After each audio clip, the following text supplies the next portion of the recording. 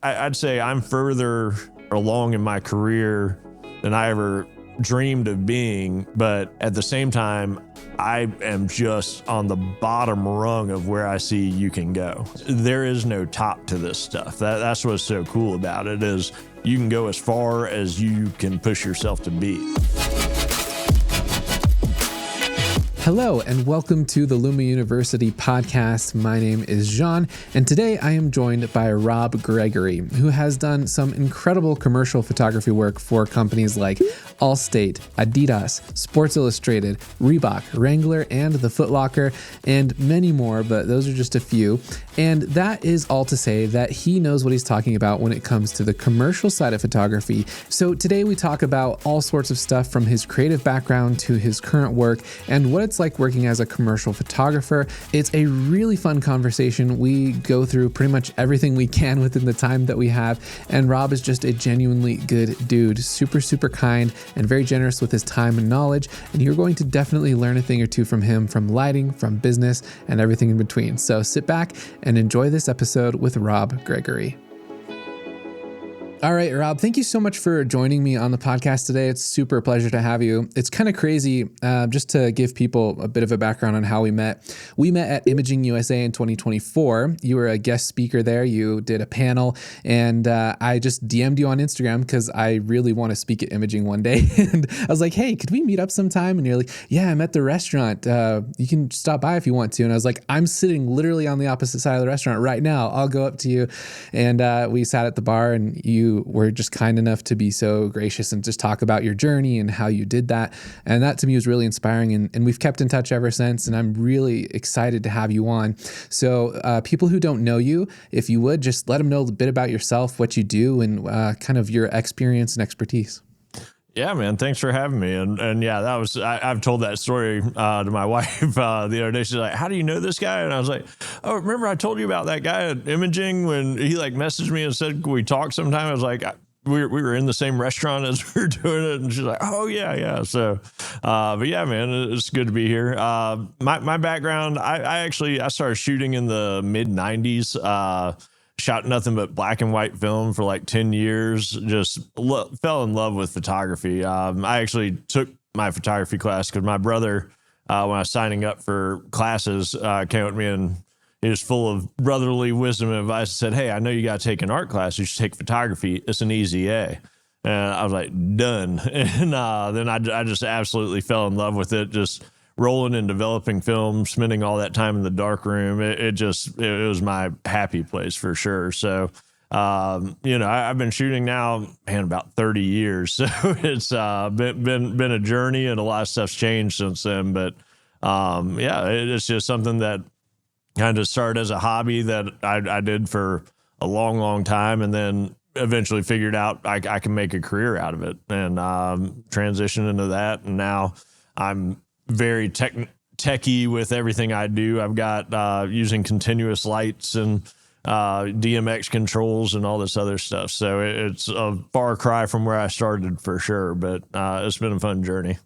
Yeah, it's pretty cool. I am always blown away by people who do work at your level. And if you didn't know, for the viewer, Rob Gregory has worked with some of the biggest brands for some of the biggest campaigns you could think of. But it's not just that I think he can kind of, shed light on for us, but also the stuff that you've done that's kind of related to your life in a sense. You're very active in the wheelchair community and stuff. So can you tell people about that? Yeah. So, actually, I started working in advertising to kind of begin my career. I was an advertising art director, and that's what kind of exposed me to the world of commercial photography. And that was sort of the first point. Once I saw that, I was like, oh, like you can make a living from photography. But then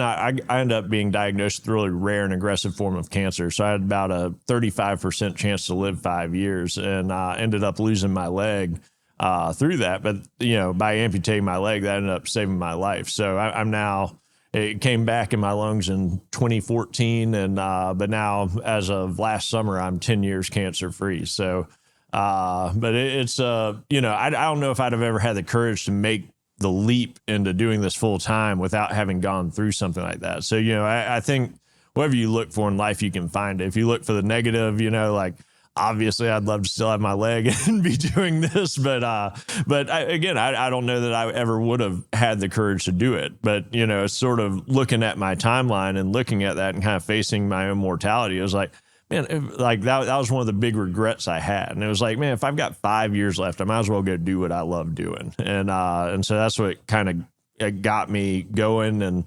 when people have always said to me like, oh, you should do this professionally. And like I said, I just didn't know how to do that. And so, it was sort of once I had seen that. And then once I decided, you know what, this is like my big regret in life is I hadn't pursued this. And so I sat down and kind of looked at the landscape of commercial photography, and I was like, yeah, I'm not that good yet. And so that's when I bought my first lights. And so I would go work in the ad agency and come home at night, and I'd just work on lighting in my apartment. So I started out, I was like, well, what do I want to start shooting? And I was like, I didn't want this to turn into something that turned into just a job for me. I wanted it to be something that was always fulfilling and something I love doing. So, I started out, I was like, well, I want to shoot stuff I like. So I started with a beer can. And so that was the first thing I had shot. I got some of that, like, that stuff you can, like, the gel ice, you add water to it. And so I'd like be dripping ice on a beer can and shooting it. It took me like 2 weeks. And I finally got a picture that I was like, yes, like that is the level it should be. But like every night I'd come home for like 2 weeks straight and just mess with my lights. And like, and I had somebody like years later, they were talking about how beautiful my lighting is. And like, where'd you learn to do it? And I told him about that, and he goes, well, of course your lighting's beautiful. And you start with the most difficult thing you can do. And I go, what? And he goes, dude, a can is the hardest thing you can light. It's reflective, it's round, you have to show depth. And I was like, yeah, it was really difficult. And he was like, yeah.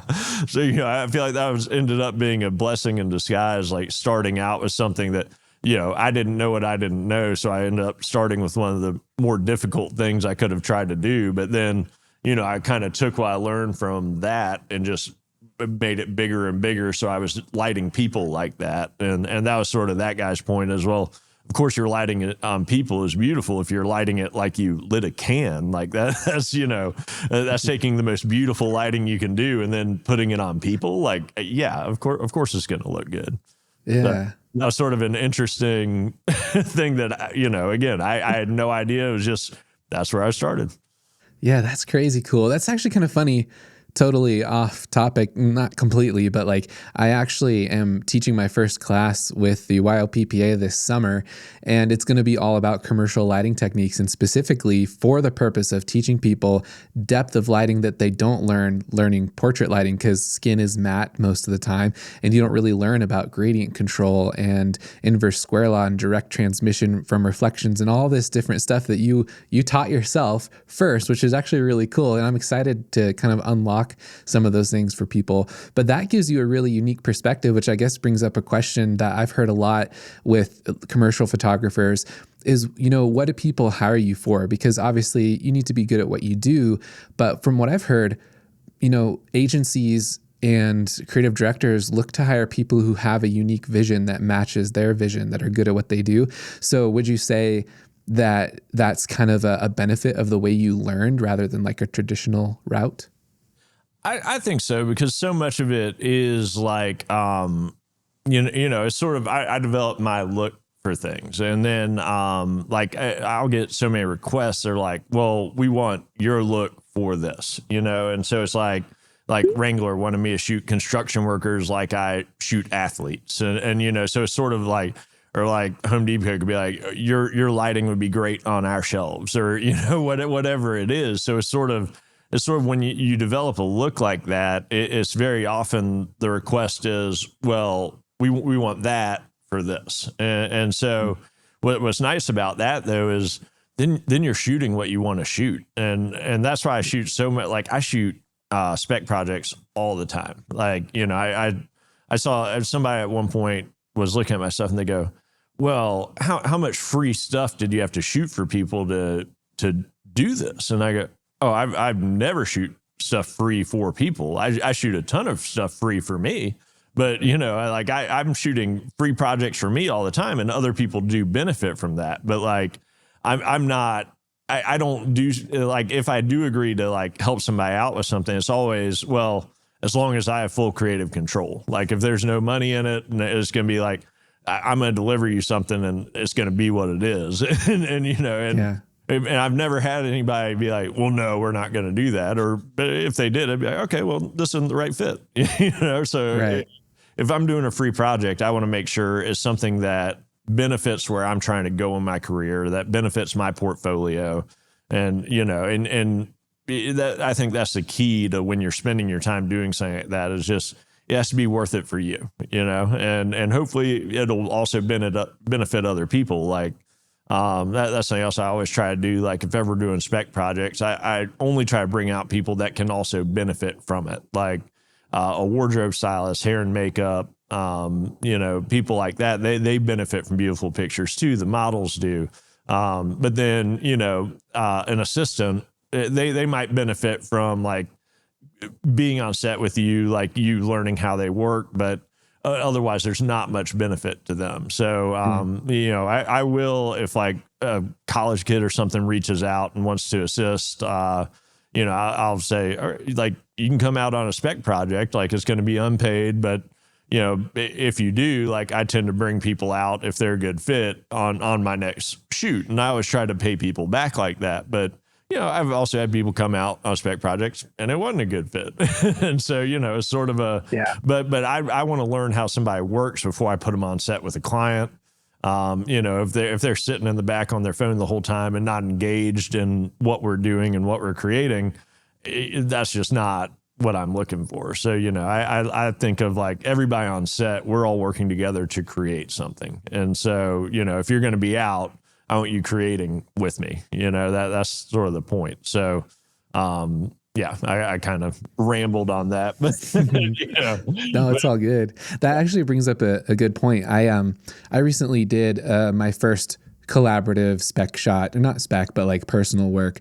And that same exact thing happened. We had a really talented local makeup artist come out and help me do stuff. And the assistant side was a girl who is getting into photography and she's going to school for it. And I was like, why don't you come out to the studio and see what it's about? And I'm like, it's not at the level of like commercial work that you do, but it's that same step of like, oh, this is possible in photography, and just getting her out there to kind of experience it and, see how we work together and stuff. And so I've seen that to a small extent, but what are your thoughts on like someone who wants to get into the commercial space and like where they should start? Because I've heard mixed opinions on, oh, you should start assisting, and other people are like, no, just jump straight to photography, maybe assist on one job. But like, what are your thoughts in that?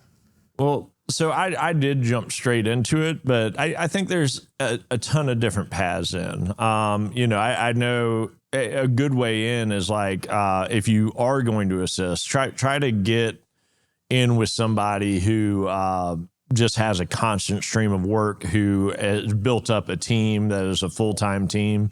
When you get in with somebody like that, like I've seen people who assisted with somebody that they build those great connections in the industry. And like all business, like your connections are the cornerstone to what you're going to be able to build with your career. So it's all about growing your network. And so if you are assisting with the goal of ultimately shooting, then I would think that would be your ultimate goal out of it, is learning as much as you can on set, like watching how they interact with clients, watching how they interact with their crew, like, just seeing what you like, what you don't like, and figure out how you would run your sets, and just start building those connections on the production side, like with producers, with other people. Like as an assistant, don't go hitting up clients and trying to build connections there. It makes you look terrible. But as far as like, if you're around and it's a repeat client, like you'll naturally get to know them. Don't go out of your way to try to try to do that, like you will not be invited back out if you do. So, it's just, it's not a good look. Right. Yeah. That's kind of true in every form of life. Like you're trying to build relationships with people and genuinely care about their needs and try to help them. And then I would say, like, if you don't want to go a certain route, don't put yourself in positions that take you that direction. So if you're going to be known as the assistant, that's great if you want to be the assistant, but make sure you're letting your dreams be known. Like, yeah, I'm assisting. One day I dream to be doing commercial jobs like this, like Rob is, and then just leave it at that. And you just plant the seed and let people know what it is that you want to do. And I think that's a good route. Yeah, that's really cool. So speaking of like relationship building and stuff, you have worked with a lot of, big high profile brands and stuff like that, which is something that a lot of people attain to do. What would you say to the photographer who wants to get into that space? Like, where do they even start? Because I know for me, I live in a pretty rural place. A lot of folks say you need to live in a metro place, which I think there's truth to. But if it were me and I were trying to get into places that you have been to do shoots that you have done, where would you suggest that I start?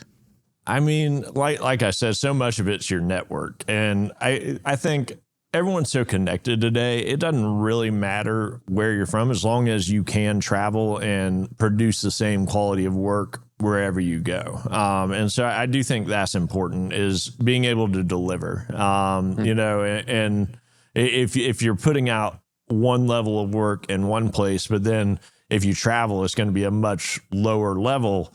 That's not something that a client's going to be happy with. So you just got to make sure you can always deliver what you're putting out. And as long as you can do that, I don't think it really matters where you are, other than, like lower budget jobs, like in the $10,000 to $15,000 range, they're going to want somebody local. And so, that's just like, if like I'm here in Chicago, so like if something like that size comes in, they're looking for somebody local, so they don't have to be paying like to travel crew in, travel a producer, like hotel rates, like all that stuff just eats into that budget really quickly. So so that's when being local is definitely beneficial. But once you start getting up in the six-figure jobs, it doesn't matter as much. It still can play a part, though, because like a lot of times, like, people hear six-figure. That's not the money I'm making. That's the job budget, right? Yeah. So I get a portion of that. Like, there's one time my wife was like, she grabbed my business ATM card instead of my normal one to pull some money out, and she opened it up and she saw the amount that was in my account. I was like, oh my gosh, what is this? And I was like, that is not my money. Do not touch that. Close out of that account. Here's this. That is all going out the door. Do not look at that number. Yeah. But it's sort of like you get these huge checks, and I think when you first start and you get that and you have that amount in your account, it's like, oh my gosh, like this is awesome. But you quickly learn that is not your money. Right. It is going right back out the door. So, there is something about being responsible. And when you're getting up into those jobs, I think that's the thing that's difficult about it, is just building trust, and there's so many people with their reputation, their jobs on the line. So like if you're getting hired by an agency, well, they're justifying them hiring you to their boss, and their boss is justifying you to the brand. And so there's these levels of expertise that everybody has to trust down the line. And ultimately they're all putting their faith in you to deliver what you say you can deliver. And so that's why your network is so important, because it gives you your legitimacy in the space. And so, it's not just your network with clients. It's not just your network with production teams. It's all one big ecosystem. And, you have to have legitimacy with all these different points for people to be like, okay, we can trust this person with this job. We know when we send him this check, we're going to get the level of work that we expect. Right. And I think that's the important thing. Like, and that's what people don't understand about those jobs, is they think, oh, like maybe I can just send out some emails and get it. And you can, like, at some levels, but like once you start getting up into higher levels, it's very much about, you know, your whole ecosystem that they trust, that they know you're going to deliver. Yeah. Yeah. Building a reputation is super important as a photographer. And that's kind of interesting. I was going to dive into what's like the difference between, you say, those small jobs that are like 15,000. To me, that sounds massive, right? But is there, I've heard people say that there's brackets for the same amount of work. So you can do a $200 job, be stressed out of your mind, the client's picky and choosy, and then you jump into, you know, $2,000 jobs and they're a little more relaxed, a little more, you know, but it's the same type of work. And then you hop into 15, which I've not yet done myself. And then you hop into, like you say, the $100,000 jobs. Is there a difference between those? And if so, like what does that difference look like? Yeah, I'd say just the level of the production, like the amount of people on set, the amount of pressure from the shoot. Like in those larger, like mid 6-figure jobs, there are a ton of people on set, and so you know you have to be buttoned up. You have to be able to handle the stress of it. Like, and it is, there's so much pressure on you. Like, I think one of my, I'd say, creative superpowers, I have a very strong vision for what we're going to create. Like, I think that's always like probably my greatest skill is I can see what we're making before we ever start making it. I have a very strong visual in my head of what we're going to be doing.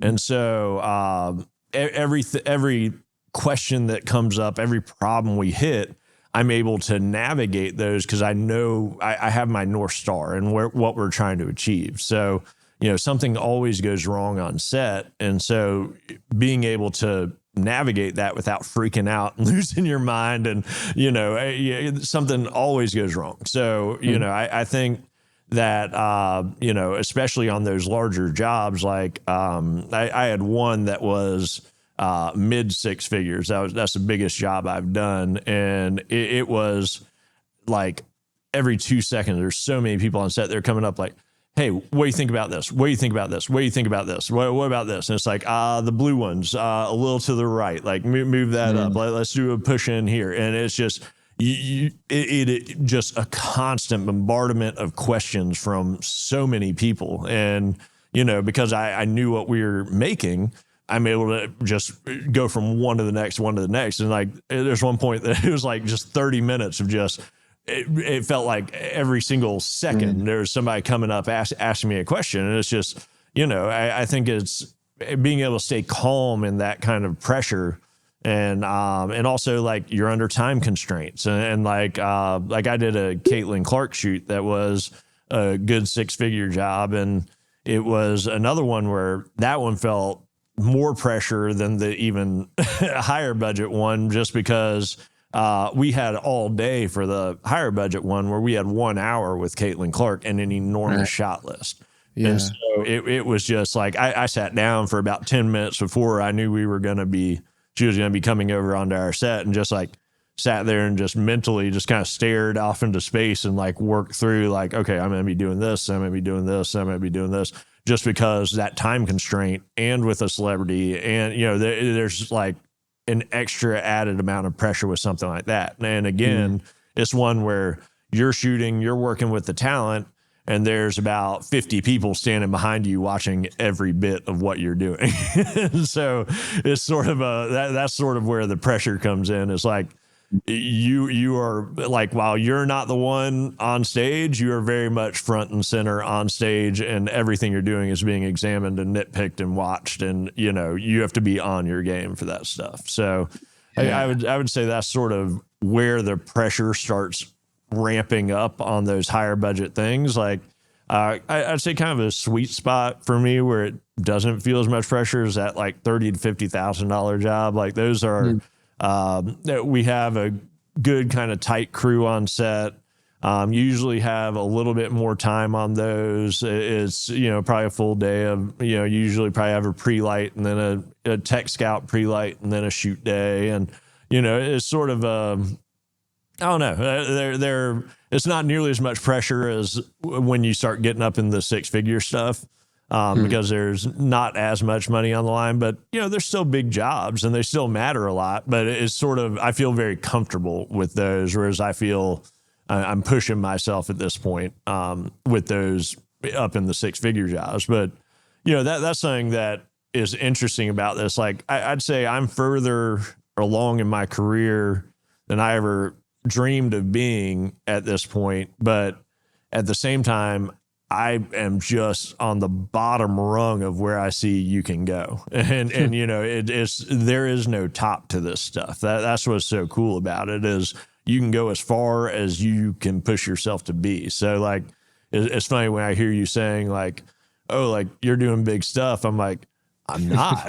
Like I see what the big stuff is. I feel still very much on the low end of things, and Sure. and it's but at the same time I am so much further than I ever thought I would be when I started it. So it's just interesting that as your knowledge of the space grows and you see how far you can go with it, you realize how insignificant you are in the space and how much more you can do. And so, that's what is always encouraging to me, is I'm always working to try to push myself further and get up to these next levels. Like, there's stuff that I'd love to be doing that I'm not even in the realm of consideration for yet. So, it's just, there's always somewhere else you can go. There's always more you can grow into. So it's really as far as you want to push it and as much as you want to do and as much pressure as you want to take on is how far you can go with this stuff. That's crazy. And then you get to the level of Annie Leibovitz and she doesn't feel any pressure at all because they hire her for $1 million to do what she wants to do. That's a sweet spot though, right? It's like, I love jobs when people are coming in saying, we want your stuff on this, or like, there's a Bridgestone job I was shooting and I was kind of like figuring out how we were going to light it. And then, so I was like, oh, well, I like it like, this thing you did. And I was like, oh, okay. Yeah. Let's put up 3 lights here. We'll use that as a bounce. And it was just, as soon as he said, oh, I like it like this, it was like, oh, that's my most common. Yeah. Like done. Yeah. And do you ever feel limited by specializing? Because I think I know the answer to this, but I think a lot of folks who are just getting started, they think you have to generalize to be able to say I can do everything. But really what ends up happening is you create a very specific portfolio, your niche is extremely specific, and then you get people asking you to do stuff outside of that niche all the time anyway. So when you're building your portfolio, are you focused on just your very own vision all the time exclusively? Always. but so like, I decided early on, like I was going to specialize in athletes. I get hired to do like maybe 1 in 5 shoots as athletes. Like I get hired, like I'm shooting motion and a bunch of headshots and stuff for a law firm thing out in DC in April. And like, it's a completely different space than what I show on my website. But, I've done it and I've done it a ton of times. So it's like what I do is I like heavily curate what I put out, but then I've got drop boxes of like all these different examples of stuff. So when somebody reaches out to me for like something that's not what I would feature on my website, usually it's because there's somebody in my network who knows me and they're like, you know what, I know you'd be good on this project. And so even when it's not my space, like, do you have examples of something like this? I'm like, yeah, I've got tons of examples of that. And so I would never put it out. Like I've got talking head interviews. I've got all sorts of stuff like that it never goes on my website. It never goes on my Instagram, but it's sitting in a Dropbox, it's sitting on Vimeo or whatever. And so when somebody asks for it, I can send it to them, but that's not the type of work I'm trying to attract. So that's not what I put out. But, as you build trust with people, they're going to come to you with lots of other stuff. And I always tell an example of, so there's a food photographer here in town so my wife works in advertising and she was telling me this story, but so there's this lady who's a food photographer that has a good reputation. And my wife was working on some project. It was for like a bunch of headshots for small business women like down in Arizona or something. And their agency producer brought them a bunch of headshot photographers. And then at the end of it, she goes, and you know what? I know this person doesn't shoot headshots, but I just love her so much. Like, I think we would have such a fun week if we brought her down there. Like, I think we should hire this person for it. And they're all like, cool, let's do that. And it was like, okay, that's a food shooter, but just because she loved her so much and thought they would have a fun week, they hired her for a week for a $50,000 job to go shoot headshots down in Arizona, because she had that relationship and they like spending time with her, and she is buttoned up, and they know they're going to get quality work even though it's not in her space, but they were hiring the person versus hiring a specialist for that thing. So, like, yes, specialize, like figure out your stuff, but then once you build your network, you'll be hired for all sorts of stuff outside of that range. Totally. So it's like, and this is true with everything in life too. It's like you work with people who you like. So if they know you, and even though there's someone who's far more qualified and maybe even a better price, and maybe even the results will be technically better, if you know them, and in this particular case, they're comfortable with her. And so they were able to be more loose. And I'm sure like their expressions came out better. And like, there's just so many benefits to knowing people. So again, points right back to the network, which is super, super cool. Well, and something that I see a lot, especially on like threads and stuff like that, is people like, oh, like I'm getting beat out by price. And it's like, okay, so like that's something that, yeah, it can happen. And I've had it happen to me where, so like we had some bid for, it was a 2-day shoot, and like one day in Chicago, one day in South Bend, and it was for this like brand, and I think we quoted like 45,000, which for what they were asking for, like 2 full days with everybody, we'd have to travel and everything else. Like I felt like it was very competitive for the request, and they wanted like everything in perpetuity, and I felt like we were giving it away for that rate, and right. And they came back and they go, oh, we've got somebody who's going to come in from Canada and shoot it for 5,000, expenses included.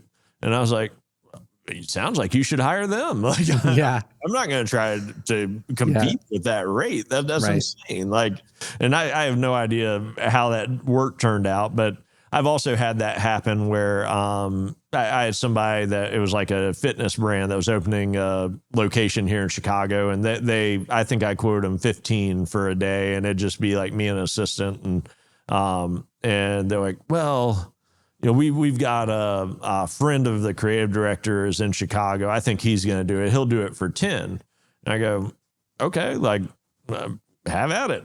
And so she ended up coming back to me about a month later and goes, well, hey, like that stuff that we hired him to do, like didn't work out. Like he didn't have any lighting or anything else. And we just can't use any of the stuff he provided to us. Like, do you think you could do it for 10? And I go, no, I can do it for 15. I can do it for, well, she goes, well, but we already spent 10 with him. And I go, yeah, like that didn't change what it costs to do that job, And so It's sort of there's times you can wiggle on the rate and stuff, but like a situation like that is like, no, I'm not going to cut my rate because you just saw what somebody delivered for 10 and it wasn't good enough. Don't shoot yourself in the foot again. Yeah. Like I already told you what it needs to be to execute this right. And, but so we ended up not doing the work, but okay. Sometimes that's just how it goes. So, I think there's times that I'll come off it, like if it's something I really want to do or something, I can make it work. But if it's going to hurt the quality of the work we're doing, there's a point that I won't go below it, because then it starts to hurt the work we're going to put out. And then that makes me look bad. That makes, that's basically what it comes down to, is like, do I feel comfortable executing at the level we need to at that rate? And if I do, then, I might back off my rate a little bit to make it happen. But if it's a point that I don't think we can execute right, like I'll pass on the job just because I don't think we can do it. Yeah. Yeah. And then you eliminate the leads that are kind of price shopping and stuff. So it's, it's all in all a good thing to keep your integrity and also not do work that, is going to be diminishing returns for you and your team and everything. That was going to lead into another question I have. I'm currently working with a business coach, and he's trying to help me figure out how to get more regular work, mid-size work that will kind of sustain me during slow times and stuff. Do you shop around to do smaller jobs that are, maybe in the tens of thousands instead of the big ones? Or are you at the level you're at able to use all that to create free time to work on your portfolio? What's the balance of like big jobs to small to medium jobs for you? I would say, I don't know. I mean, it really just kind of depends what comes in. I don't go after the smaller jobs, but I do get put up for some of them.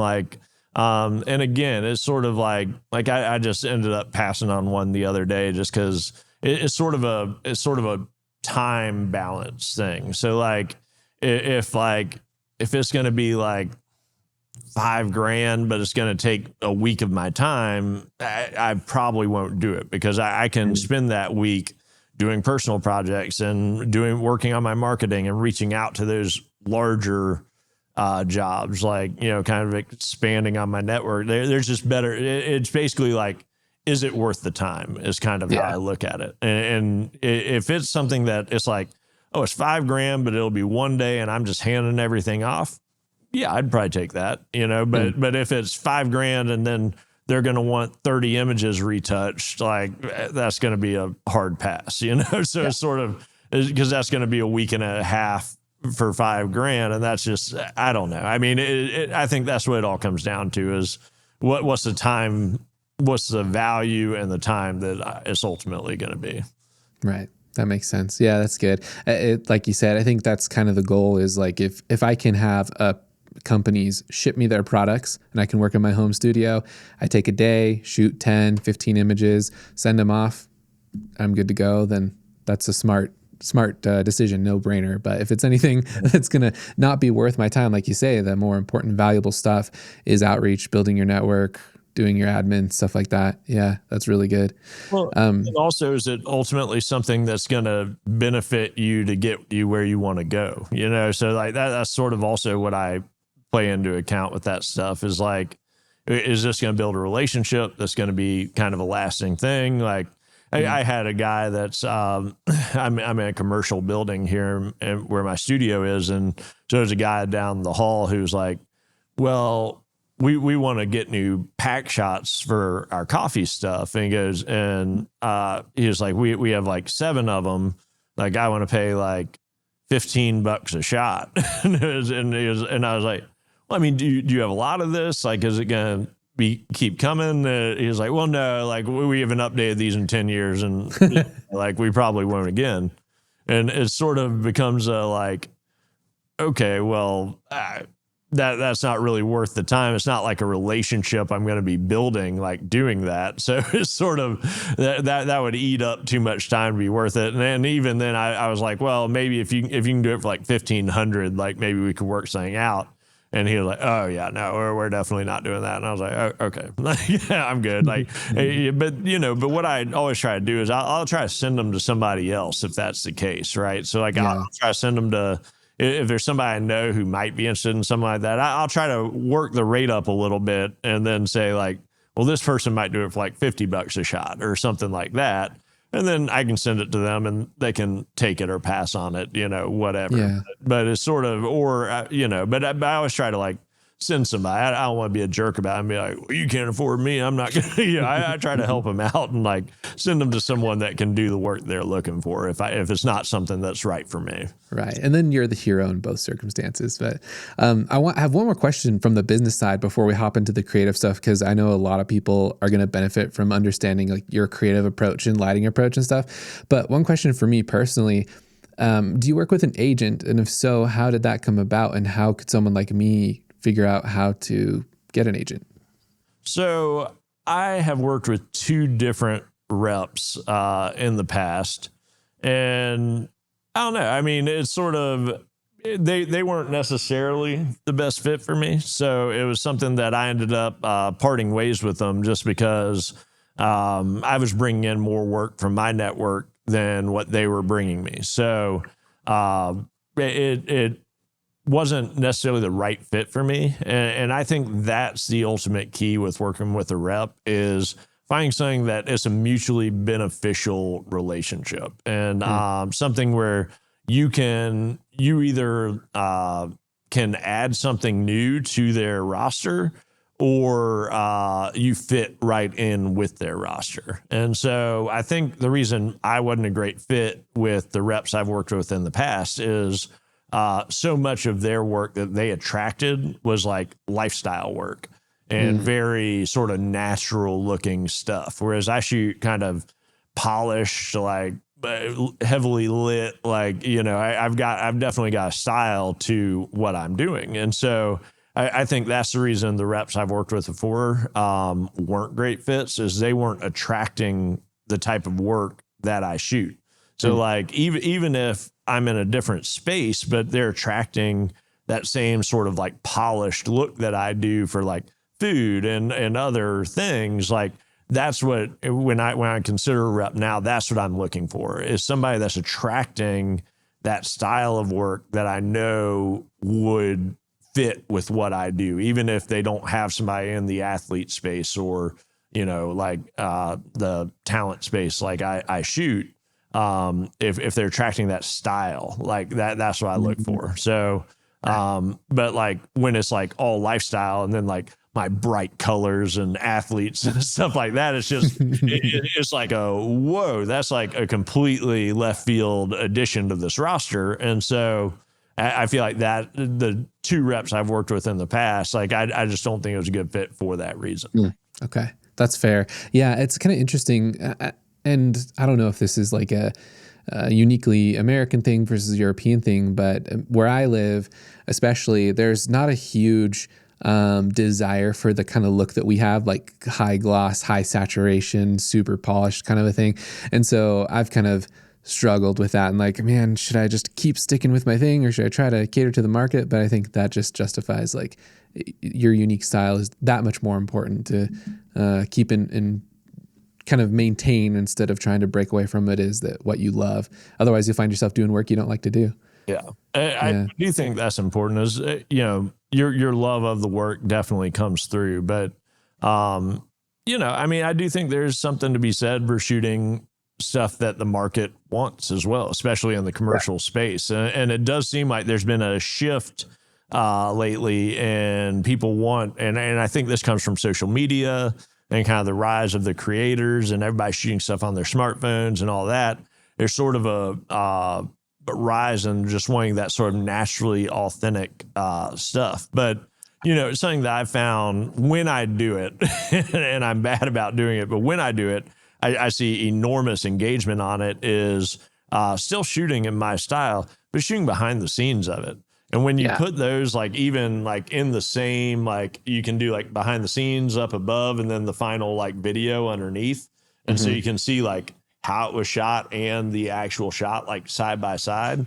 Like people end up like watching one, then they'll rewatch it. And, there's rewatches over and over. Like that just pushes you up in the algorithm. And, like anytime I actually do that format, which again, I've done it like 2 or 3 times, but it gets picked up by like movie meme pages and all that. Like it goes like crazy online. And so like, I know the format.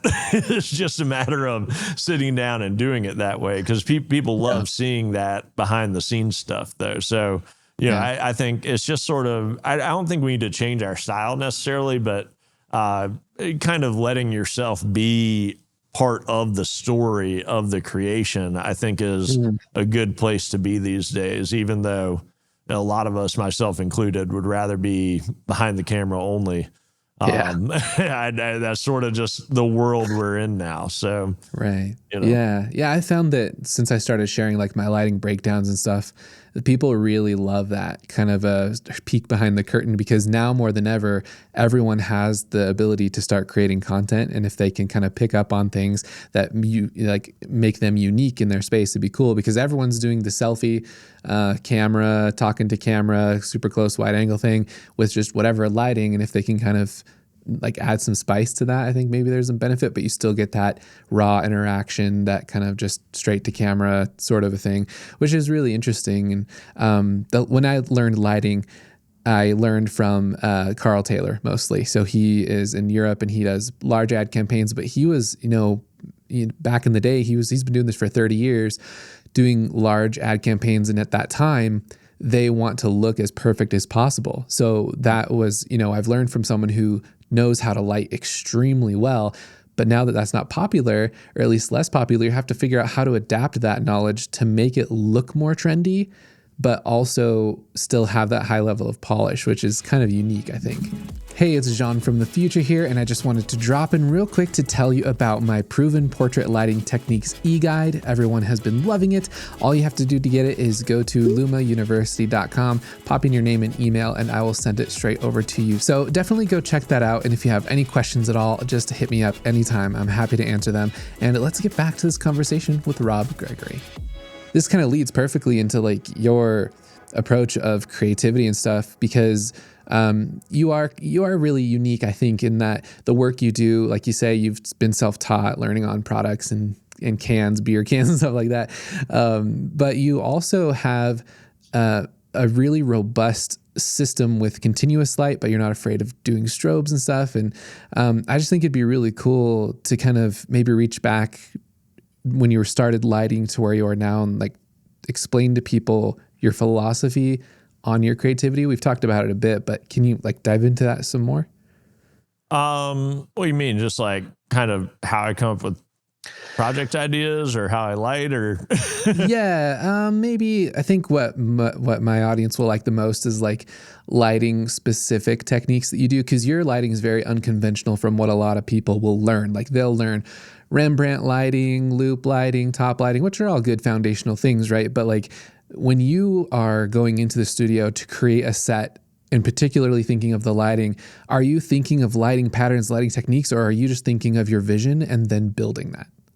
Yeah, I'm definitely thinking of my vision and building it. Yeah, that's what I thought. Very much. I was, there's somebody and she's doing some really pretty stuff with it now, but like, she saw some of the stuff I was doing and, where I was using these colored lights and a projector and mixing it all together. And so she kind of asked me my setup and I explained it to her. And then she kept coming back with more questions and kept saying like, it's just so much math. It's so much math. And finally I go, what do you mean it's so much math? I haven't done a single bit of math in setting any of this up. And she was like, well, I'm just like looking at like the distance and like doing it. And I was like, you don't need to do any of that. Just set it up and look at it. And if it doesn't look good, adjust it. Like, yeah. What are you doing the math for? Just, but so I very much just, I shoot, I look at it. I go, okay, that could be better.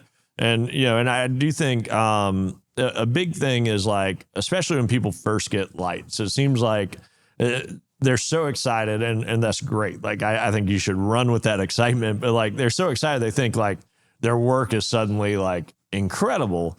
And it's like, no, you're just scratching the surface here. Like keep pushing it. And, and that's something like we were talking about earlier is, when I was setting up this little stream here, I was, my camera was kind of getting a flicker from the overhead. So I killed them, but then I was like, well, I don't want the background to go dark. And so I set up a big, aperture 1200D here. I've just got blasting into a white wall and that's what's, my key light here. And then I took a couple lights I had over on my studio bay and I flipped them around on that back wall. When I turned them on, they were red light from a shoot I'd recently done. And I was like, oh, that was kind of cool. I'll just roll with the red then. I was kind of thinking I'd just add some white light back there, but I was like, yeah, okay, I'll keep the red. And then I was like, well, there's a dark space over here. So I had a light set up over here. So I just kind of turned that over into the kitchen and threw some blue light over there. And then, I was seeing I was kind of dark over here. So I had a little edge light and it was just sort of like, as I was looking at it, I just kind of kept building it. And then, and you can stop at any point, but each one of those things just adds to it. And so like, it looked good with just the red. It looked better with the blue. It looked better with the edge light, so it's sort of like none of those little extra things had to be added, but it's nice when they were. And so getting into a little bit of that, like you were saying, is I do use a lot of continuous lights in my stuff. And something that I love doing is I've actually got like everything set up on my iPad here. So I've got a Luminaire thing. So like even here, like I can just hit a button and quickly change what I've got going on back there. But so like I kind of specifically built this one for what we were doing today once I had it set up. But it's so nice. So like when I'm on set, like when I do some of this colored work that you see, like that I'll have all these built out ahead of time. And so then like as we're shooting, like I'll look at like their wardrobe or whatever else, and I'll kind of throw on color that complements them. And so, you know, that's just something that is so fun. And so you see how quickly I can adjust it and change things on the fly. So that's really what I fell in love with. And then the other benefit is so many of my projects are motion and stills. So just by lighting it with continuous lights from the get-go, I can shoot them both side by side. We can shoot at the same time. I can shoot motion or I can shoot stills and then literally just change my camera settings, throw my camera on a gimbal, and now we're shooting motion. Like I don't have to change a single thing about the lights. And so that's sort of what got me into using the continuous lights for everything, is just that versatility and how easy that became.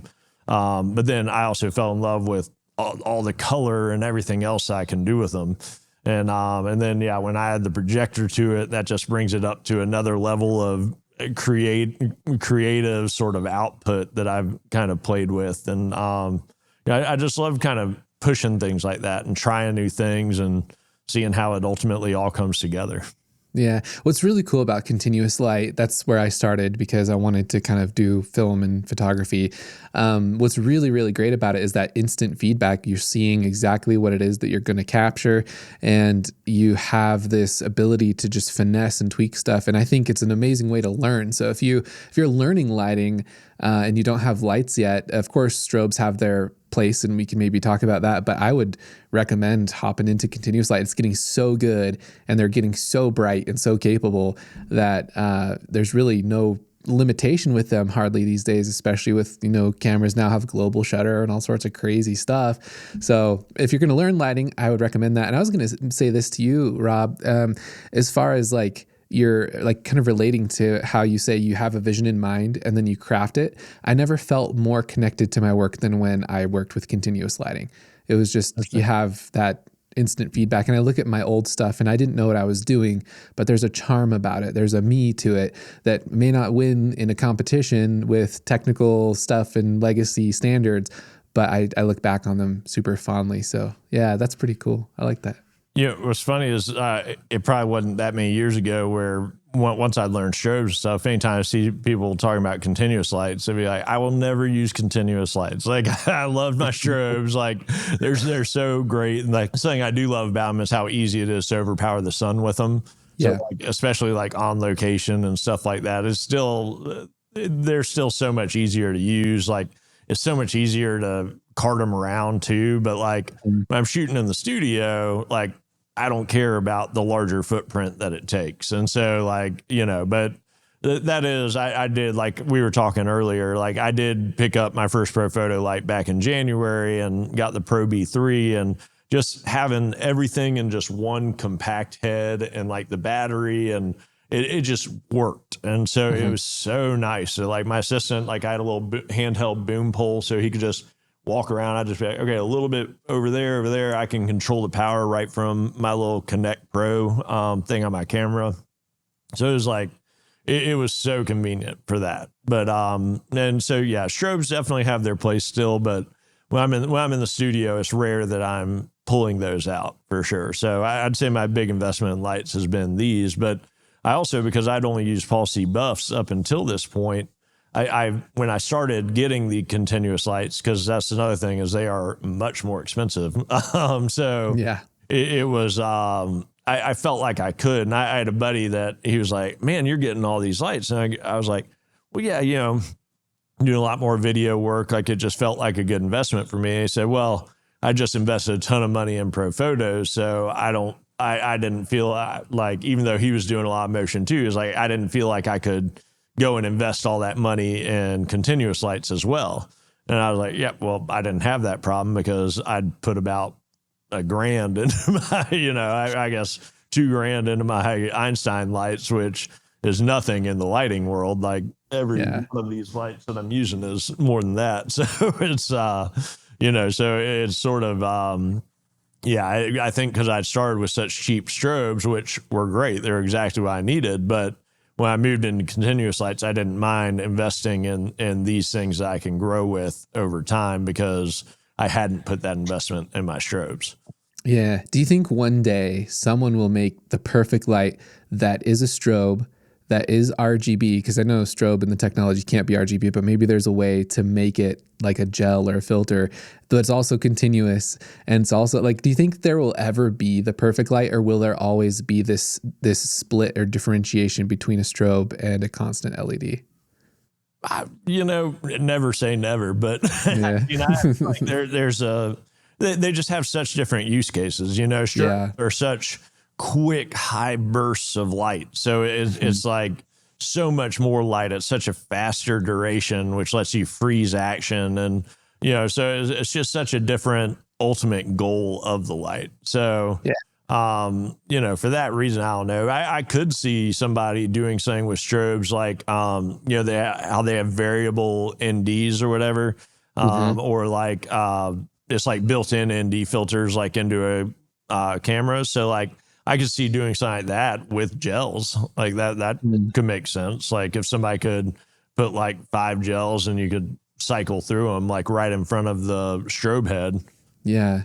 Well, that exists in like party lighting and solutions. It's been there for a while, like slides that kind of go in front. But like what would be really insanely cool, and I don't know if it's even physically possible, but like you say never, would be like to have like the B1 or Pro B2 or whatever light you have, any Pro photo head or any strobe head. And then the modeling lamp to be like 1200 watts, like your Aperture 1200D with good CRA. And then to have, like you say, an ND filter, but maybe it's chemically driven where you can mix the gels at any time to create any color. And then you've got the RGB. Like, I don't know, it would just be like this crazy cool thing to be able to video and film. But it's almost like I feel like I'm 100, 200 years too early for that to exist. It's like, but what if it did? That'd be so cool. I think it's all about the battery power too. Like, that's something that's so nice about the strobes, how versatile they are, especially these new ones like the Pro B3 that have that built-in battery. So like, you don't have any wires, you don't have any of that stuff. So, I think when battery capacity and the ability of the light to output that kind of power, when its needs for power come down, like as the technology develops, like who knows, like, but it's still, I think, figuring out that balance between output and needs of the battery to get us there. Like even that's another thing with the continuous lights, taking them on location, like, you'll need big generators for something like the 1200D, and especially the new stuff they're coming out with. Man, like these new C1000, I think it is, that Aperture just dropped, like looks awesome. Well, it's going to be a power-hungry beast, I have no doubt. Yeah, Pro Photo just dropped a 1600 watt. It's not even bicolor light. It's like liquid cooled, and it's like 1600 watts or something. It's like 10 grand, 9 grand. It's crazy. That's something that Aperture's done so well, though. I think Nanlight's like right there with them, but I remember when I first started in this space, like getting these continuous lights, Aperture was absolute junk. Like nobody wanted, but that's sort of like Sigma for camera lenses. Like they were garbage. Like when I first heard about Sigma, they're like, I've got on my old Nikon, I got one of the 180 macro Sigmas, and it's one of the sharpest lenses I've ever owned. Like, Sigma's come so far, and like people love their art lenses for good reason. Those are gorgeous. But when it's fun to see brands that kind of come into their own like that, especially when where they started, where like my aunt would always buy Sigma stuff, and she'd be like, well, do you want to borrow my lens? I'm like, absolutely not. I'm not putting that anywhere near my camera. Thank you, though. but that's sort of how Aperture was to me too. Like I remember when they first started, like their lighting color is still not the most consistent. Like I've got the 1200D is supposed to be 5600. it measures about 5150. So, and I first found that out because I bought it for a job, and it was actually a Foot Locker job, and I threw my old Joker 2800 up on the other side as like an edge light. And that Joker is 5,600 on the nose at all times. That's one of the things that's great about those HMIs is, man, when they say they are a color temperature, they are that temperature. And so when I took my first shot with it, I saw it looks so blue over here on the edge. And I go, and my buddy goes, "Oh, is that cooler than it says?" I go, "No, this has to be a lot warmer." And so I pulled out my color temperature thing and measured it. And sure enough, it was 5150 is about what I think it was. So, so now I know, like, if I do use a Joker with it, I've got to gel it. And then all my other lights are bicolor because I hate being locked into one thing like that. But so I can match all of them to this. But so since this is my big key source most of the time, that's why I just match everything to it since it's not bicolor and I can't adjust it. So. Yeah. Right. So that becomes your base. And what's really cool now is all these like RGB lights can now also shift tint. These like magenta to green. That's crazy. Yeah. And that's something that I think, I know Aperture did with their new like 1200X, which, when I saw that, I was like, okay, gotta go buy a new light. I have not yet, but at some point I have no doubt I'll upgrade from this just because I don't like being constrained by, everything having to be 5150 when I'm out. So, having that versatility is always better. Yeah, most YouTuber photographers these days are like talking about, I need the latest camera, I need the latest lens, and you and I are like, those new lights are looking pretty dang good. Kind of like we're on light gear envy. I'm telling you though, lights are the difference maker in photography. Like even, I'll send you. I've got a Dropbox with a lot of my work I just put together. We're putting together like a stills reel that we can send out, but there was like a shoot that I did where my old Nikon D810, it stopped being able to hold its tether connection, literally the night before a shoot. And I knew it had been getting loose, but all of a sudden it would not hold the connection. And so I went back to my old D800 and shot the project we did the next day. And it is still some of my favorite work I've shot. Like, it's just so beautiful. And I had somebody ask me, they're like, "Well, what are you shooting this on?" And I said, "Oh, you're going to laugh. I shot this on a D800 that I bought back in 2012 when it first came out or whatever it was." And I'm like, "What? Like, you never know." And I'm like, "Yeah, just all about the lights." Like, the technology, like, I love my Z9, like, just the autofocus and everything else about it. Like, I love it, but I know I can still get great work from stuff that's 15 years old, probably much older than that if I wanted to, but it's because I understand light, I understand composition, that's just so much more important than people realize. And I'll see people like a new school of thought that I see people say, I don't know if they're just engagement bait, making people rage or whatever, but my hot take is composition doesn't matter. Like, you can always recompose and afterwards. It's like, but you can't always recompose afterwards. Like that's the thing is like getting it right in camera. First of all, you're going to get better like aesthetics to it too. Like even your depth of field and how close you are. And like, you can't just you can always just recrop it and whatever, but it's going to look like the low end work it is when you do. Yeah. Exactly. Everything you can get in camera lends itself to authenticity, which is huge, by the way, this day and age with AI and all this, which I never seem to get to talk about on our podcast because we always put it towards the last part. But like AI is becoming such a concern, and there are companies who really want to be honest and have integrity. And so like getting everything in camera, even being able to shoot stuff on film is a huge like selling point for you to your clients. You can say, I capture authentic moments.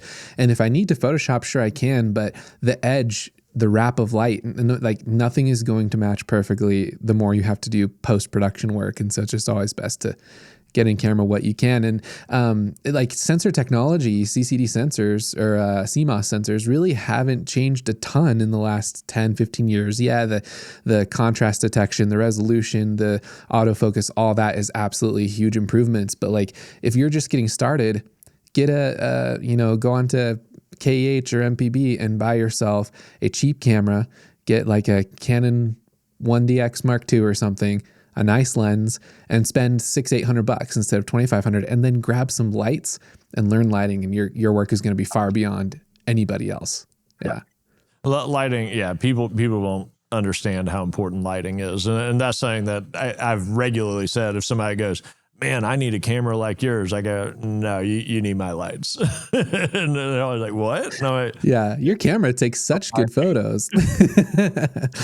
Man, camera does take good photos. I don't know why people get so upset about that. Usually, but I like talking about the gear. So like if somebody is like, say something like that, I'm like, it does, man. And it can do this and this and this. And that's like an opportunity for me to talk about my camera that I obviously love because I spent a lot of money on it. So. Yeah. Well, and everything is the tool, right? And that's kind of the mentality is the professional doesn't split hairs over gear, but they say, what can it do? And one thing at your demonstration at Imaging USA that blew my mind was the built-in image stacking multi-exposure thing that Nikon has. And you showed with the guy swinging the baseball bat, you could stack it all in camera. I'm like, oh, well, that was cool. I didn't know you could do that. So it's just knowing the tools is helpful as well.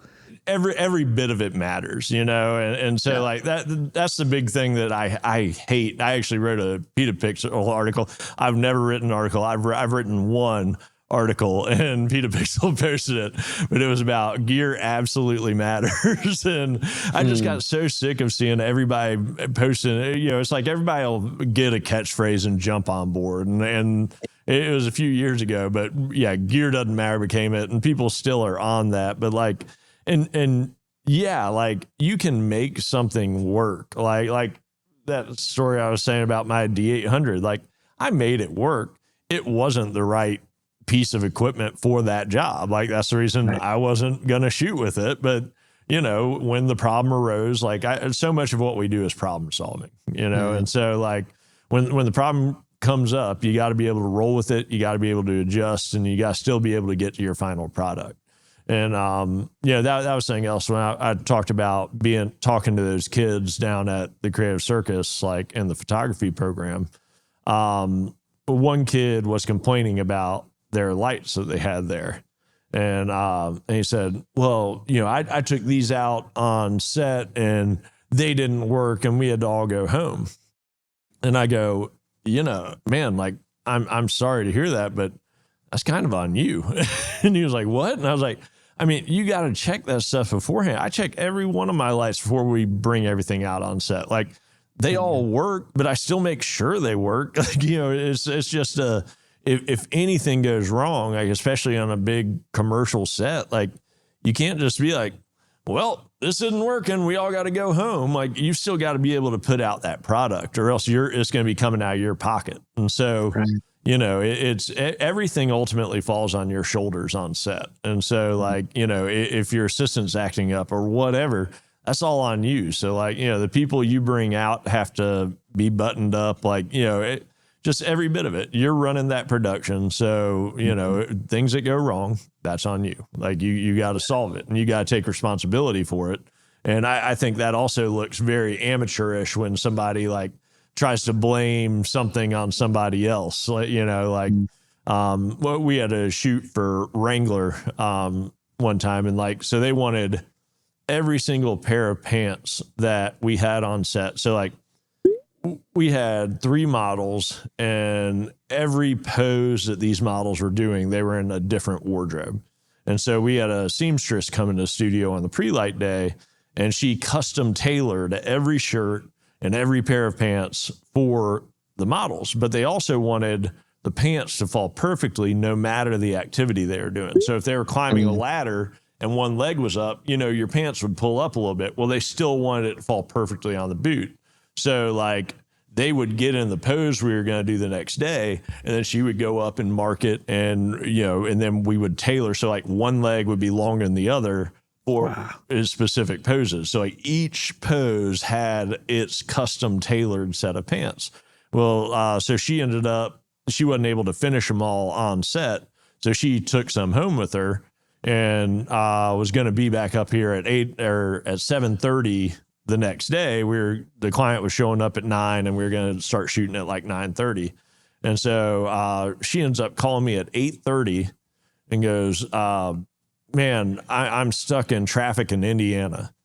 And I was like, okay, we'll see you when we get here. And I turned around, my producer was there. I was like, all right, we got to rework the schedule. And she was like, was that so-and-so? And I was like, yeah. And she goes, where is she? I go, in Indiana, apparently. And she was like, what? And she was like, well, you seem to take that really well. I was like, what am I going to do? Yell at her? Like, it doesn't change anything. She's in Indiana. Like, we got to change the schedule. And so, it's when things like that come up, you gotta roll with it. And yelling and screaming, that's not going to make it better. Like, she's going to show up on set and I don't want her to have an attitude coming in, right. I try to keep a good positive vibe on set. I don't want to bring that negativity in. And if I do, other people are. And, if it, and then even if I do that too, it creates a tension that I just don't like having on set. So, you got to be cognizant of that stuff because everything you say matters. And the vibe you bring out is the vibe you're going to get back. And I like to have fun. I like to have everything be kind of loose, and we can create great work with a positive attitude. Like, why do it with a negative attitude?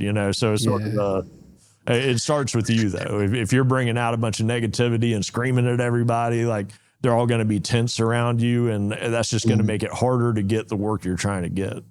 Yeah, being a relationship manager is kind of the number one job of a photographer, really. It's like the photography and the expertise is important, but like I say, if you're an amazing photographer and you're not fun to work with, you're not going to get hired again. But if you're maybe a step below whoever wasn't fun to work with, but you make it a great experience and they remember how they felt there and it just turned into a great positive project, they'll bring you back for sure. For sure. Yeah.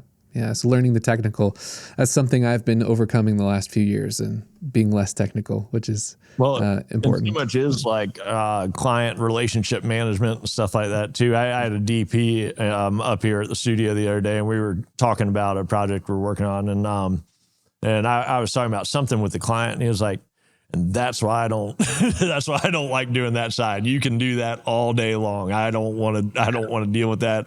I'd rather just deal with you. And that's so much of it is like, that's why there's so many different specialties. Like there's so many things you can do in this field. Like you don't have to be like, I think so many people start out and they're like, well, I want to be a photographer and I want to do this. Well, and there's so much to it that sometimes it's like, do you like most of my job is looking for clients. Like it's so much. And like, even so, like when we do jobs at this level, like they reach out to you and ask for a bid and a treatment. So like you then spend the next week or 5 days or overnight all night. Like I've definitely had one come in and had to pull an all-nighter to get it to them by noon the next day in order to get this bid and treatment pulled together. But so you pull together, you have to think of every single thing this production can need. And then you pull together all this huge list of numbers from that. And then you have to sit down and put together a presentation that walks them through like your approach, how you would basically bring their idea to life. And you put that together in a big, 10, 20, it just depends on the job. Like I've also done like 5-page treatments, but as much as you can provide them, that ultimately it gives them a document that they can turn around and show people and be like, this is why we want to hire this person. They clearly get it. They have the best approach to bringing our idea to life. But when you do that, there's 2 other people doing it too. So right. Every job I get, I am fighting 2 other people to get that job. So and you're not going to get every job. Like even if you are the best fit, there's any number of reasons it could go a different way. And sometimes you do it and the job just disappears. Like I do think that was a benefit of having worked in ad agencies is I saw their side of it. Like I worked on that side of it. So I understand how things can go in that agency. And I know a lot of photographers that I've talked to in the past, they get really discouraged when like all of a sudden like a job just goes away or whatever. And they're like, well, I think they just didn't want to tell me that they gave it to somebody else. And I was like, no, they'll probably tell you if they gave it to somebody else. If they tell you it went away, it probably just went away. Like, you know, and it could be literally they get to the treatment phase and they're showing it to the client. The client's like, yeah, I don't really like this idea. And it's like, okay. And then the agency people have to go back to the drawing board and completely restart it. So, you know, there's so many moving parts in every single job you get in the commercial world that like you have to learn to have a really thick skin, and you know, you can't have a big attitude about it. Like, you know, you still got to put in the work every time. You know, but then you'll also learn there's clients that'll come to you and you know, the jobs tend to disappear with them. So like, I might not always give my 100% A game. If it's a client that's come in and ghosted me 3 or 4 times in the past, like, okay, I'll put together the stuff, but I'm not going to kill myself to do it. Like I'll probably take an old treatment and adapt it and change a few words and, you know, adapt it for that project and then, you know, send it back out and not hold breath. Oh man, we could have that would be amazing for me. Cause this conversation right now for me personally is something I have never gotten a good grasp of, is understanding like the whole, how to navigate the system of commercial work. Because like you said, it's very complex, and building a proposal is something I never had to do in an official way. Of course, I think each job, clients want to see your work. I've had to come up, like you said before, Dropbox folders of work I've done. I put a little custom page or a private page on my website that had a portfolio for lifestyle work because I didn't have a lifestyle page for a job I did. But I think maybe if you're interested in a future podcast, we could dive into that, because that would be so helpful for people to know, like, what are the stages of bidding for a job? How do you build a proposal that's effective? What is the agency looking at? And, you know, that whole realm to me is like unknown. That would be really cool to dive into sometime. But with the podcast here is getting towards the end, I think. And there's one thing I wanted to talk about that's kind of a bit more on the inspirational side. And it's for this project here. I'll put a screenshot up on. But you are recently just joined the board of the NWSA, or the National Wheelchair Softball Association, right? And I feel like that this is like kind of a passion project for you, something that you can relate to the kids on. So let's dive into it. What is this project, and what does it mean to you, and how'd you get involved? So I actually play wheelchair softball. Like I mentioned earlier, I lost my leg to cancer. So, you know, when I first started doing that, I was like, well, how am I going to stay in shape? And so everybody kind of pushed me to wheelchair basketball. And so I played that for a couple of years. And then, I was talking to somebody about how, well, I'd always been a baseball player. I actually never played basketball growing up. And they go, well, why don't you play wheelchair softball? I was like, you have wheelchair softball? And they're like, yeah, we've got a team. What do you mean? And so I quit basketball and started playing softball instead, because that was always my sport. But there's a path now for wheelchair softball to be in the Paralympics. So basically, in order to be in the Paralympics, it's got to be in the Olympics first. So when baseball became an Olympic sport, wheelchair softball could now become a Paralympic sport, but it's basically just us and Japan that have teams. I think we have enough guys probably in Chicago alone. We could probably have a team Mexico. We can probably put one together in Canada, but so that's 4. I think you need 9 countries to be able to make it a Paralympic sport. So basically we were at the Nationals, I think 2 years ago, and I started talking to the president about it, and I was like, man, like, we need to make this happen. Like, you know, I'd love to join the board and see what I can do to help get more eyeballs on the game. And, you know, I think that's sort of the issue is nobody knows about it, you know? So it's sort of, if you're not a player or a family of a player, like, you know, that's the only people that are really watching. So I think I'm actually going to take the year off and not play and just gather content for it. So I want to do some things like go to some of our tournaments and just film it.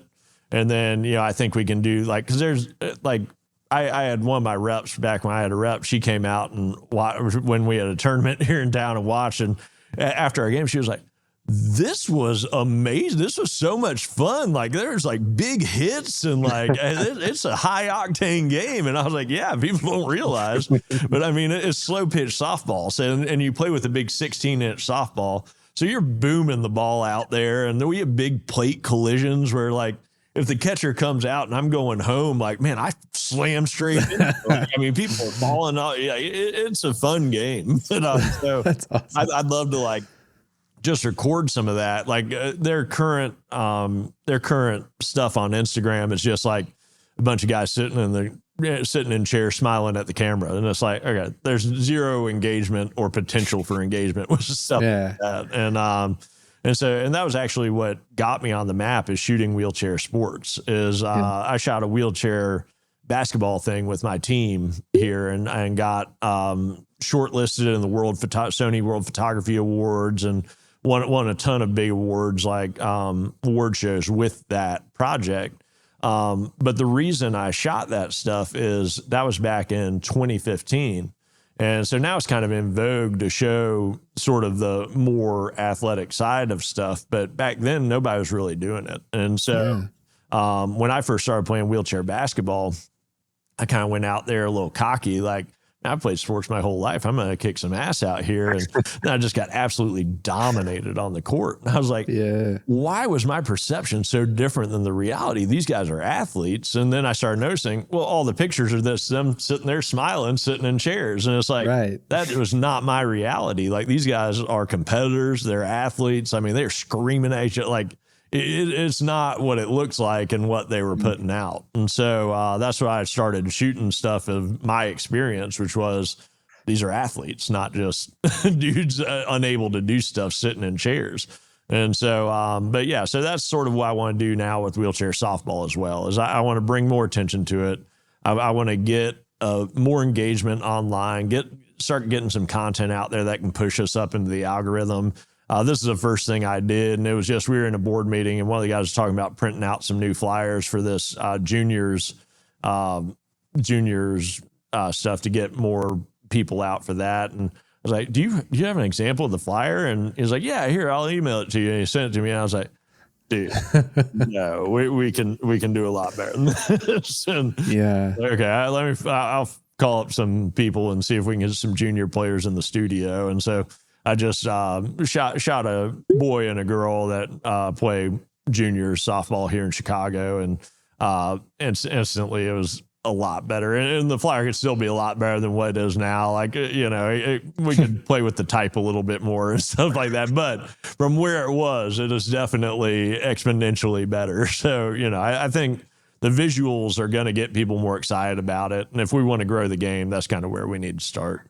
Yeah, and that's a superpower you have, which I think is really cool. Is you know how advertising works. You've been in the industry on both sides, photography and in the agency side, and like you have that ability to bring it to the sport that you want to bring more attention to. That's really cool. And maybe we'll see how long it takes, but maybe in a few years we'll see him in the Olympics. That'd be sick. I would love to make that happen. Yeah, that'd be really cool, man. Well, that's super exciting. That inspires me a lot to think about what I can be doing with my talents as well to kind of support the community I love too. So that's really cool, man. So I guess to wrap up, what I usually do is I do like a lightning round just to kind of get to know you a little bit better. And it's kind of a fun little thing we can do. So we'll just blast through these. And then if you have any final thoughts, we can wrap up then. But the first question I have is cats or dogs? Both. I grew up with dogs, and we currently have a cat. So I'm a fan of pretty much all animals. Nice. That's good. Some people say neither, and I'm like, sweet or savory? Savory. Okay, right on. Early bird or night owl? Night owl. My man. Favorite season? Summer. Summer. Okay. A favorite movie or series? Man, I watch so many, especially when I'm editing. I love so many, but one that I go back to all the time as a movie is one that nobody's ever heard of. It's called The Big Bounce. It's set in Hawaii. It's with Owen Wilson, Morgan Freeman, Charlie Sheen. Like, it's amazing. It's just sort of this feel good, like sort of a guy that does, Owen Wilson's a guy that does sort of petty, breaking and entering crime type stuff. Okay. But it's just one that like I can put on. It's just, I think just the scenery of Hawaii and everything else. I love it. Nobody's ever heard of it, but yeah, I've never heard of it. Those are some big hitters for not really ever hearing about it. It must have flopped, but yeah, I'm sure it did. But yeah, Willie Nelson's in it. Like there's a million, and there's other big, like you'll recognize even more people than that when you watch it. But okay, I'll have to. I'll have to give it a look. That's hilarious. Do you have any hidden talents? This is funny. I my wife always says I'm really good at if her necklaces are tangled up, like those chain necklaces, I can get out pretty much any knot in those things. I would say that's a hidden talent of mine. That's crazy. I need you to help me get the knots out of my tether cables. Actually, I keep them pretty clean. Little chains. I don't know what it is. It's like a puzzle to get them undone. We were at one of her friend's place, and her friend was complaining about that. And she was like, "Oh, just give it to Rob. He'll clean it up. He'll get it out for you." And she was like, "What?" And she's like, "Oh yeah, he can get out any knot in like a chain like that." Is it just like an intuitive thing, or is it something from your childhood where you just played with them a lot? Or I don't know. I wonder. I think we'd said something to my mom one time, and she said my grandmother, her mom, used to give those to me when I was a kid, and I'd sit there and mess with them. So maybe it stems from that. But I don't know. I've always found it's sort of like a soothing, like just kind of because you kind of got to work the chains and. Yeah, work out the knot is sort of, and then it's all, I don't know. It's just sort of a little puzzle that I don't know. Are you good at those like mechanical puzzles that there's like the traditional one where it's like two horseshoes and a ring in the middle with a chain that you had to get off, and then like there's all sorts of those. Are you good at those? Yeah, I love those when I was a kid. Okay. So that probably also plays into it. But yeah, it's always like those are like always a challenge, right? They like, and there's like we've got one that's sort of like two things that I don't know, but there's like one way that the thing will come off, and you got to figure that out. So yeah, Mill, maybe that lends to the superpower of your photography and problem solving skills. Like you said, that's a really important thing. Maybe that's kind of part of your character that lends to that. Maybe. I don't know. Interesting. That's really funny. I think that goes to one of the most unique hidden talents I've ever uncovered on my podcast. If you could capture any moment in history, what would it be? Man, I don't know.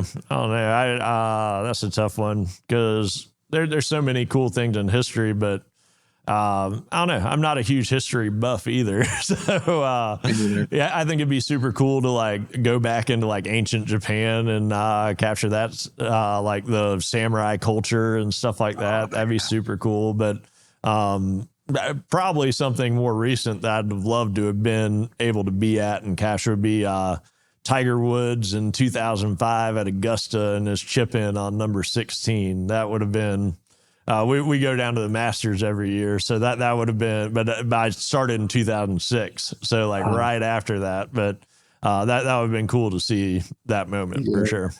Oh man. Yeah, that would be really cool. I'm not big on golf, so I don't know exactly what you're talking to, but I know who Tiger Woods is and I know how influential he was in golf. So I'm sure that's a big deal for you. There's this green, this huge tier green, and he chipped it like 20 feet up above the hole, and then the ball tracked all the way back down, and it's a chip. It was like, yeah, I think it was on the way to one of his first Masters wins, and it was just one of the most iconic moments in golf, and it would have been cool to have been there for it, for sure. Yeah, that would be cool. Last one here. What's one piece of advice that you have for aspiring photographers, either myself or anyone watching who likes what you do and kind of wants to pursue what you're doing as a role model? Man, I'd probably start with composition. That was something that when I first started photography was my teacher just taught us like first day rule of thirds, and I think when you start with composition, like everything else kind of falls into place, and lighting even becomes part of composition, so but when you really dive into composition, I think that's what gives your work a unique look and feel, and starts to give you a unique perspective in how you shoot and what, what lenses you're drawn to and all that sort of stuff. But yeah, I would tell everybody, get real strong right off the gate with composition. And then, but after you do that for 10 years, start working on some other stuff. Yeah, that's what I need to do. Composition is the most difficult thing I've had to learn. And we're all still learning, right? Always. But for me, being the technical person that I am, I always kind of just default to a center weighted single element shot. And I think learning the complexities and intricacies of composition is still something that I'm on the journey of doing. So. What's funny is I would say I never center weighted anything when I started out, but then since I shoot so much commercial stuff now, everything I do is heavily center weighted. And so It's sort of like I had somebody say that one point. They go, well, all your stuff is super center weighted. And I go, what are you talking about? And then I started looking at my recent work.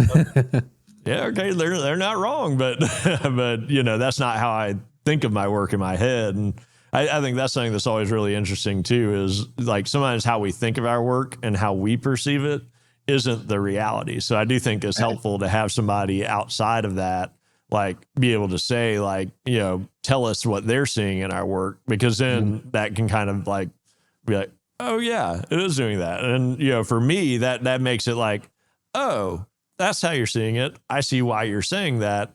So I need to go shoot more in this space so it can be how I see it, Right.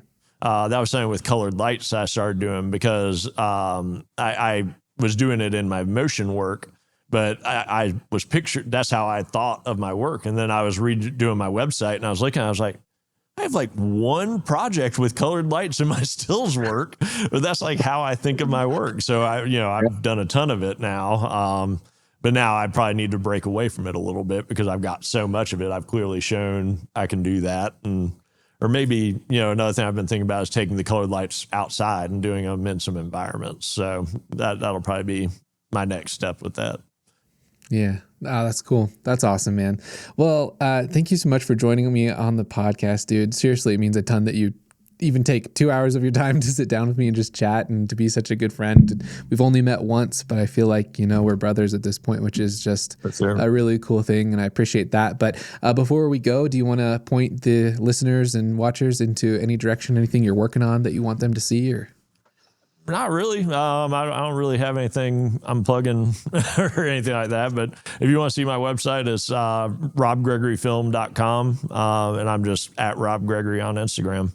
Yeah, it's awesome. And we'll link to everything we've talked about in the show notes and all that stuff so you guys can check them out. But that is just an amazing opportunity to be able to chat with you. I feel like we can continue on like all day, but I know you probably have stuff to get to, and I got lunch coming up and it's well into your lunchtime. But thank you so much for joining me, Rob. I appreciate it. Yeah, man. Appreciate you having me on. Good talking to you. All right, that's it. Thank you all so much for joining us on the Luma University podcast. Just a quick reminder, you can get my free proven portrait lighting techniques e-guide over at lumauniversity.com. You'll find links to everything we talked about in the show notes below, including links to Rob's portfolio, as well as the resources we talked about and anything that kind of came up during the show. And of course, if you learned something and you want more podcasts, be sure to like the video and subscribe to the channel so that you don't miss any future uploads. This podcast is just an amazing way for me to connect with people that I look up to, and Rob is one of those people. He's just a genuinely great dude. But leave a comment below, let me know who you'd like to see in future episodes, and I will see you in the next one. Thanks for watching.